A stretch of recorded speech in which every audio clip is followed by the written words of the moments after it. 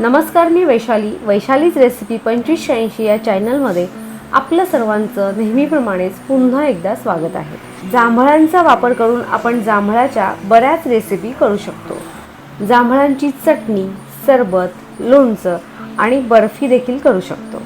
आपण मात्र आपल्या आजच्या रेसिपीमध्ये घरी जांभळांपासून जॅम करतोय। असा जॅम करून तुम्ही ब्रेडला, चपातीला लावून किंवा नुसताही खाऊ शकता। आपण पाहूया जॅम करण्यासाठी लागणारं सर्व साहित्य। जांभळाचा जॅम करतोय त्यामुळे आपण सगळी जांभळं स्वच्छ धुवून घेतली आहेत आणि साखरेचं प्रमाण जांभळाच्या गोडीवर डिपेंड आहे।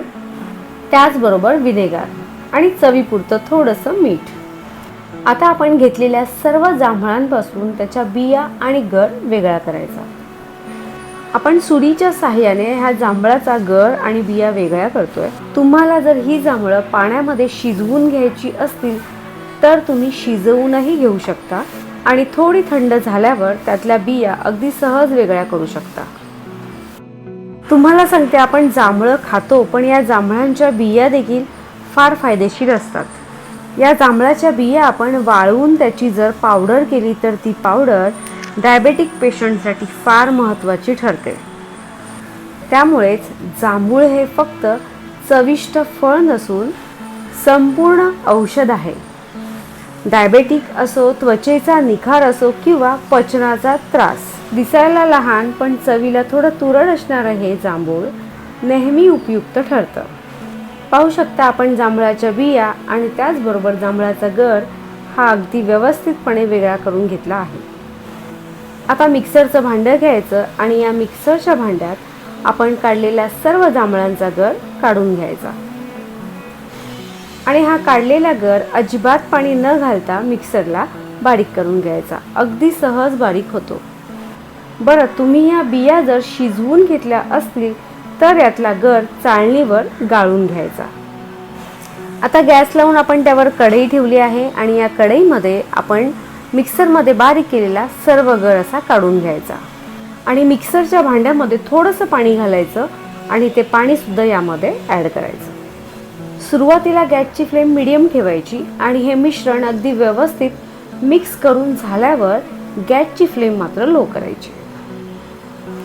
आता यामध्ये आपण घेतलेली साखर घालायची, त्याचबरोबर थोडंसं चिमूटभर चवीपुरतं मीठ आणि पाव चमचा विनेगर। आपण घातलेलं सर्व साहित्य अगदी व्यवस्थित मिक्स करून घ्यायचं। साखर किती घालायची हे जांभळांच्या चवीवर डिपेंड असतं। बऱ्याचदा जांभळं चवीला तुरट असतात तर काही वेळा जांभळं पुष्कळ गोड असतात। मग त्यानुसारच आपण साखरेचं प्रमाण ठरवायचं। आता घातलेली साखर यामध्ये अगदी व्यवस्थित विरघळून घ्यायची। आपण विनेगरचा वापर केला, तुम्ही लिंबाचा रसही यामध्ये घालू शकता। लिंबाचा रस किंवा विनेगर घालताना ते प्रमाणातच घालायचं, त्याचा वापर जास्त करायचा नाही। अगदी 10 ते 15 मिनिटात आपला जॅम शिजून छान असा घट्ट होतो। बरं, हा किती घट्ट झाला पाहिजे हे जर तुम्हाला कळत नसेल तर काय करायचं, आपला जो जॅम शिजला आहे त्याला अशी छान चकाकी येते। चकाकी आल्यावर गॅस बंद करायचा। कारण आता जरी आपल्याला हा जॅम थोडासा पातळ वाटला असेल तरीही हा जॅम जसजसा थंड होतो तसतसा तो छान घट्ट देखील होतो आणि हा जॅम थंड झाल्यावर जॅमचा रंग देखील अगदी जांभळासारखा गडद होतो।